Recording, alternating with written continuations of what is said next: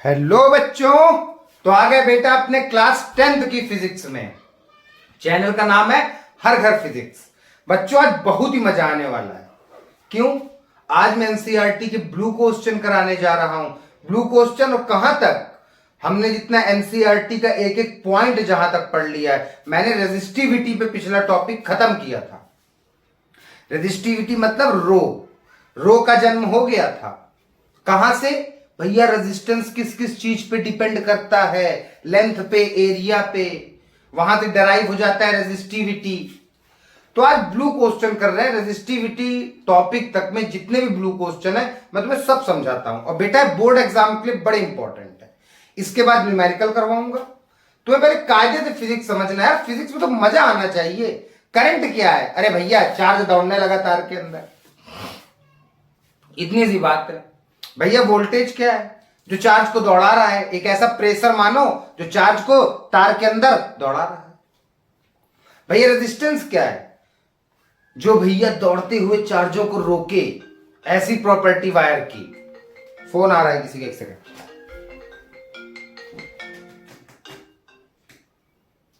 एक सेकंड बच्चों, बस समझ रहे हो ना बात को?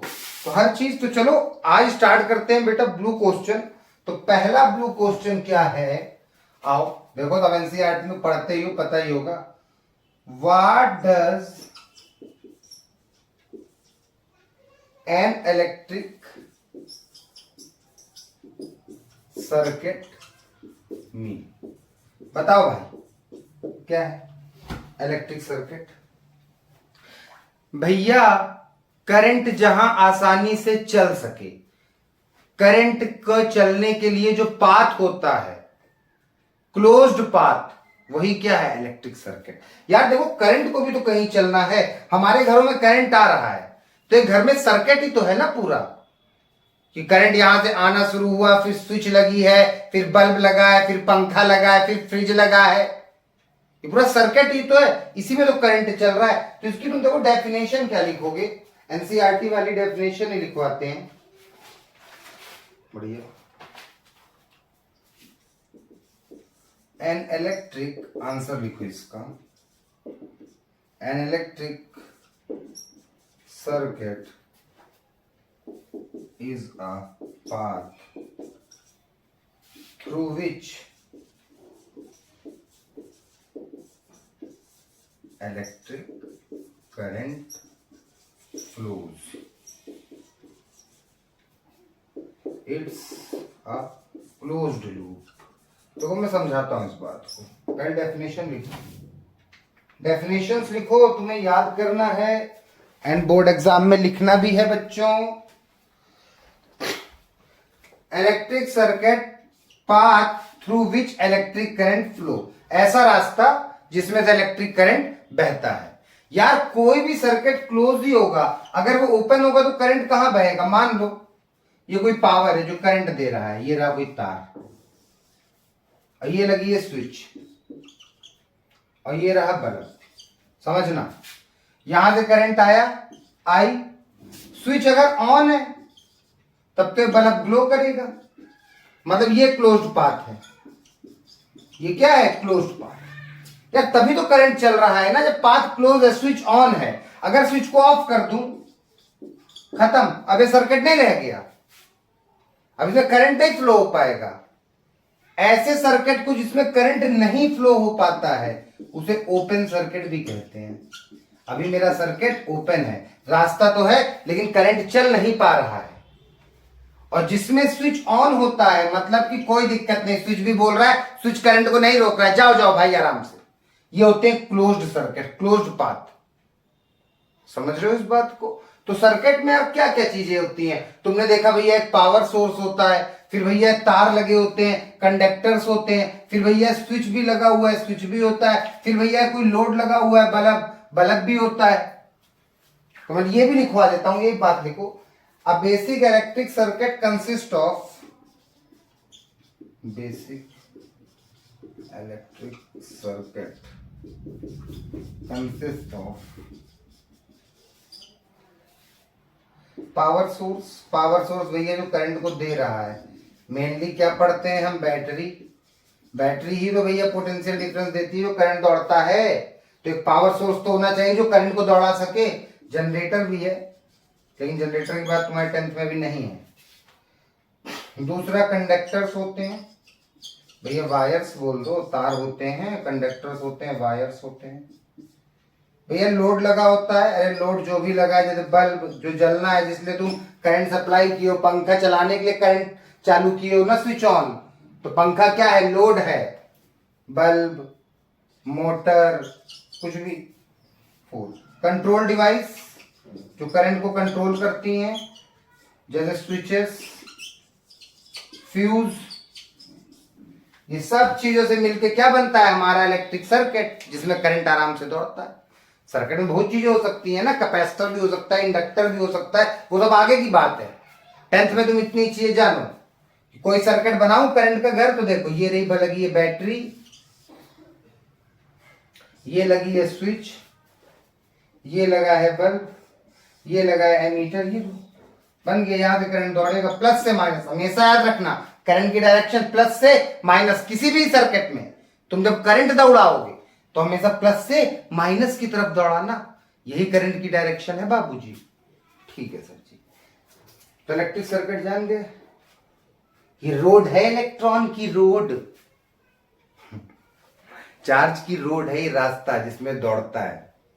अब रास्ता पूरा बढ़िया होना चाहिए तभी करंट दौड़ सकेगा, इंसान दौड़ सकेगा। अब बीच में खाई है तो सर्किट ओपन है, रास्ता ओपन है, नहीं चल पाएगा आदमी। तो ऐसे ही करंट का। ठीक है, सर्किट तुम समझ गए, खत्म करो। पहला ब्लू क्वेश्चन क्लियर, छापो। ठीक, मिटाते हैं। हाँ तू है मेरे वादों में तू। कौन है भाई? पढ़ाई कर लो, बोर्ड एग्जाम के 5 महीना बच रहे हैं। सर जी पढ़ तो रहे हैं, समझ तो आ रहा है। Closed end continuous path of electric current called electric circuit. ठीक है, ठीक। चलो दूसरा क्वेश्चन कौन सा है भैया? Define the unit of current. Define the unit of current. Define the unit of electric current. Electric, क्या लिख रहा हूं भैया, इलेक्ट्रिक करंट। चलो यूनिट क्या होती है इलेक्ट्रिक करंट की भैया? एम्पियर। एम्पियर को कैसे डिफाइन करेंगे? जब भी ये क्वेश्चन आता है तो मेनली तुम्हें पता है इसकी यूनिट क्या है, एम्पियर। और यहां पे तुमको 1 एम्पियर को डिफाइन करना है कि 1 एम्पियर क्या होता है। मैंने तुम्हें बताया था जब भी ऐसे 1 वाले सवाल आए तो सीधा फॉर्मूले पे पहुंचो करंट की, I equal to Q by T. I charge भी 1 कूलाम रखो, समय भी 1 सेकंड रखो, आई कितना आ गया, 1 एम्पियर। हो गया डिफाइन। जब 1 कूलाम चार्ज 1 सेकंड तक फ्लो करे, वही चीज क्या होती है, 1 एम्पियर। जब 1 कूलाम चार्ज 1 सेकंड तक फ्लो करेगा तो 1 एम्पियर करंट बनेगा। यही तो हो गया डिफाइन। लिखना कैसे है तो आप लिख लेते हैं। सर जी आप लिखवाते कम हो। हाँ तो मैं समझा के लिखवा भी रहा हूं बेटा, वीडियो डेली आने लगेंगे यार सच में। ठीक है, जल्दी जल्दी पढ़ो। चलो इसको मैं लिखवाता हूं तुम्हें answer. The unit of electric current is ampere.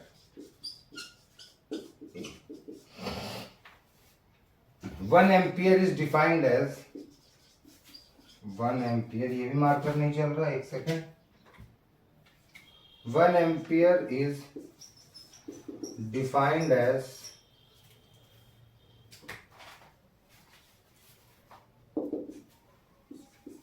1 coulomb of electric charge passing through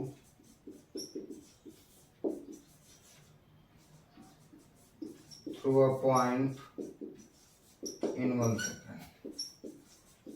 1 ampere is defined as 1 coulomb of electric charge passing through a point in 1 second. जब तार के किसी क्रॉस सेक्शन से, किसी पॉइंट से जब 1 coulomb charge 1 second में निकले तो क्या होगा? 1 एम्पियर करंट। वही चीज मैंने लिख दी, 1 coulomb of electric charge passing through a point in 1 second, I equal to Q by T. जब 1 कूलाम चार्ज 1 सेकंड तक प्रवाहित होते हैं तो I आता है 1 कूलाम पर सेकंड। कूलाम पर सेकंड का ही नाम है एम्पियर, तो I equal to 1 ampere. Feel हो गया? हो गया गुरुजी। आओ थोड़ी सी इसके बारे में और बात लिखते हैं। The ampere is named after, भैया ये सब भी एम्पियर इज, किसके बाद एम्पियर नाम पड़ा था? पता है भैया, हर साइंटिस्ट अपना नाम दे देता है, हमको पता है। फ्रेंच के मैथमेटिशियन थे, मैथमेटिशियन और फिजिसिस्ट भी थे, and physicist Henry Marie Ampere and Marie Ampere, इन्हें फादर ऑफ इलेक्ट्रोडायनेमिक्स भी कहते हैं, फादर ऑफ इलेक्ट्रोडायनेमिक्स। क्लास 12 में पढ़ेंगे इलेक्ट्रोडायनेमिक्स अच्छे से, ठीक है? इतनी बातें जान लो। तो 1 एम्पियर करंट भी डिफाइन हो गया, समझ आ गया? जी सर। यार देखो, रट के जाना अलग बात होती है, समझ के याद करना अलग बात होती है। तुम्हें चीजें पता होनी चाहिए कैसे आ रही हैं, तभी फिजिक्स का मजा आता है, समझ रहे हो? तो तुम्हें तो पता है ना चीजें कहां से आ रही, क्या हो रहा है। सब खेल तो भैया चार्ज का ही है। कहे वो दौड़ने लगे तार के अंदर और वो दौड़े तो बन गया इलेक्ट्रिक करंट, उनको दौड़ा दिया ना पोटेंशियल डिफरेंस ने। यही तो सबसे बड़ा कलाकार था, ना दौड़ाता तो इतने बड़े चैप्टर से बच जाते। अच्छा, ये मोबाइल कैसे चलते जिसमें तुम यासी कर रहे हो? ठीक है ठीक है, चलो भैया तीसरा क्वेश्चन। यार आज मेरे मार्कर्स को क्या हुआ यार भैया, हमेशा कोई ना कोई दिक्कत। चल भाई, calculate the number of electron in 1 coulomb of charge.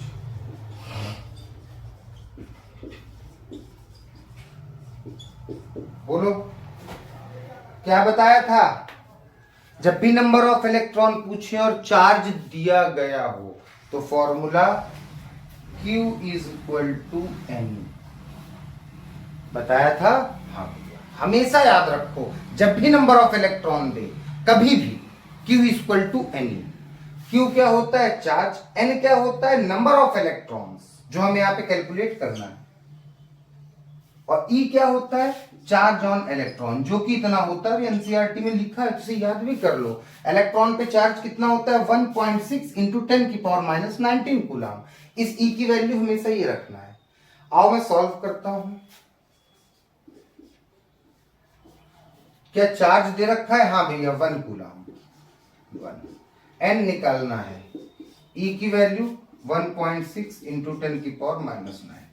N की वैल्यू निकालना है, ये पूरी वैल्यू मल्टीप्लाई में कहा चली जाएगी? नीचे। यहां बच्चे बड़े परेशान होते हैं, देख लो, मुझे ये निकालना है N की वैल्यू, N को यही छोड़ा, साथ में चीज नीचे गई।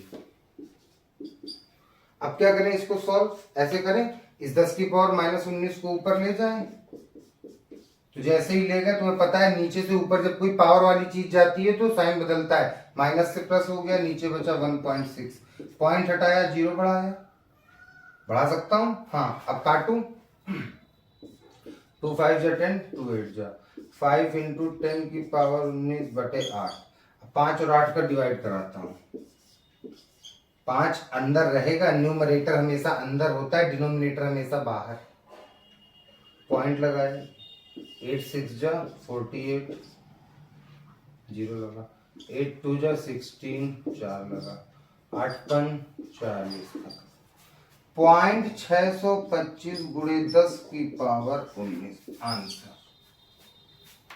कुछ बच्चों का यहां बहुत भारी कंफ्यूजन है कि भैया ये एनसीईआरटी में नहीं दिया, उनकी 10 की पावर 18 है, आपका ये है ना कंफ्यूजन। ऐसी कंफ्यूजन क्यों है तुम्हें पता है? सुनो, आज से तुमको एक चीज बताता हूं। राम लाजो,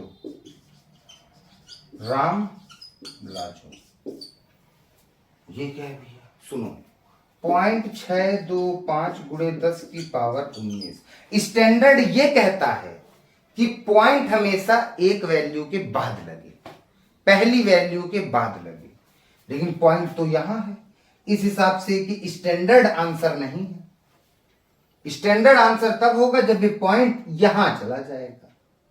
तो आओ हम स्टैंडर्ड आंसर करते हैं, पॉइंट को यहां ले जाते हैं, मतलब वैल्यू ये बन गई। जब पॉइंट को मैं एक इस तरफ कुदाया तो यहां से एक घटाऊंगा, ये रूल हमेशा याद रखना।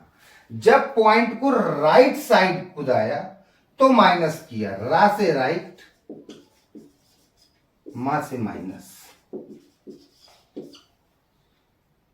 तो आया 6.25 गुणे 10 की पावर 18। ये आंसर हमेशा आता है, समझे इस बात को? ठीक है सर जी। अब अगर ये तुम बोलोगे इस पॉइंट को फिर से यहां कुदाता हूं इस तरफ, तो आओ फिर ये आया। अब इसमें प्लस होगा, मतलब जब लेफ्ट साइड पॉइंट कूदेगा तो प्लस होगा, और जब राइट साइड पॉइंट कूदेगा तो माइनस होगा। ये देखो, ला से लेफ्ट, जो से जोड़ना, मतलब प्लस, समझ लो। राम लाजो स्टैंडर्ड हमेशा कहता है कि पहली वैल्यू के बाद आंसर लगाना। जैसे मैं बोलता हूं 12.25 गुणे 10 की पावर 19, ये स्टैंडर्ड है नहीं भैया, वैल्यू एक के बाद लगाइए। पॉइंट कहां कुदाना पड़ेगा? इस तरफ। ये राइट है कि लेफ्ट? भैया ये तो लेफ्ट है, ये राइट है, और ये क्या है पीछे? लेफ्ट है। तो भैया अगर मैं इसको 1.225 लिखता हूं तो लेफ्ट में क्या फंडा काम करता है? प्लस कर दो, एक प्लस करता हूं, 10 की पावर 20 बनती है। समझ रहे हो? ठीक है, इसलिए एनसीईआरटी में आंसर ये वाला आया होगा। कौन सा? ये वाला। राइट साइड कुदाया, माइनस कर दिया, लेफ्ट साइड कुदाते प्लस कर देते। चलो कंसेप्ट समझ गए। तो हमेशा तो 1 कूलम चार्ज में कितने इलेक्ट्रॉन है? 6.25 गुणे 10 की पावर 18 इलेक्ट्रॉनों की संख्या है ये n। ठीक है, कौन सा फॉर्मूला लगा? Q equal to N. बेटा कुछ भी दे सकते हैं, 1 कूलम की जगह 2 कूलम, 3 कूलम, 4 कूलम, तुम यहाँ वैल्यू बदलते जाना। 1 कूलम थी 1, 2 होगी 2। अभी तो न्यूमेरिकल सेशन शुरू ही ना किया मैंने, अभी तो तुम्हें देखो कहां कहां की न्यूमेरिकल, अभी मैं एनसीईआरटी को खिला रहा हूं एक एक पॉइंट उसका, कि पहले बोर्ड एग्जाम में बच्चे टॉप करें 100 में 100, फिजिक्स में तो फुल में फुल। ठीक, ठीक है।